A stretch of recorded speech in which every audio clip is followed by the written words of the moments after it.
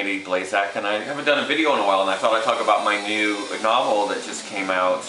It's called The Mission of the Sacred Heart. And I thought I'd give you a little bit of a context what's behind it. When I was a kid, I had this ELO album, Electric Light Orchestra, that I just absolutely loved. It's called A New World Record.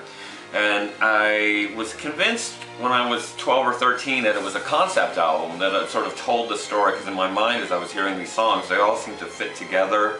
Something about people from space and telephone lines and living things. And then when I was in my 30s and got it on CD, I listened to it again and I realized it's not a concept album at all. It's just a bunch of songs that my kind of 12-year-old brain all put together into a concept. And so I started thinking, what would it be like to write that narrative, that story that was held together by these songs? And then there were a couple other things going on.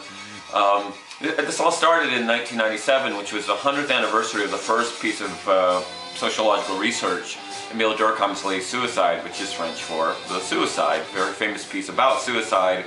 And there wasn't really anything going on to commemorate the 100th year anniversary, and I thought somebody should do that. Maybe that could be me. And then also at the time, I was going through a little bit of hell in my life. You know, it was one of those moments. You have your ups and you have your downs, and sometimes you need to get pulled out.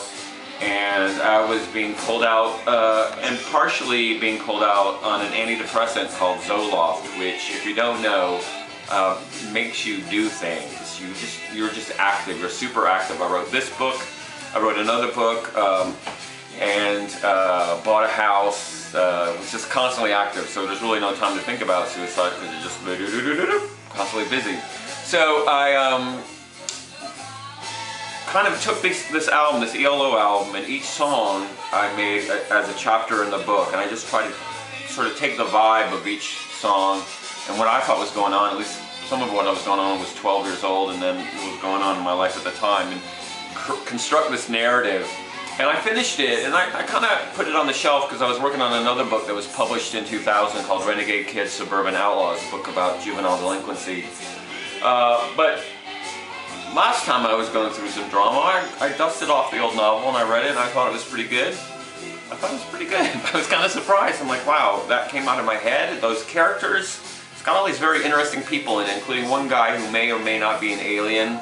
It's got this young woman who's a homeless mother, part of the gutter punk scene in Portland. And then it's got these sort of hipsters who are people that anybody in Portland kind of knows, these people that you see out and about. And I heard a program on the radio about e-publishing, and you know, I've been publishing all my academic stuff, but I hadn't really published non-fiction. I hadn't published fiction, so I thought this might be the way to go. It's the 21st century, so on April 15th, 2011, I pushed a button and uploaded it onto Amazon Kindle, and it started selling. And it's you know, it's got some good feedback. Some of the reviews I've been really excited about.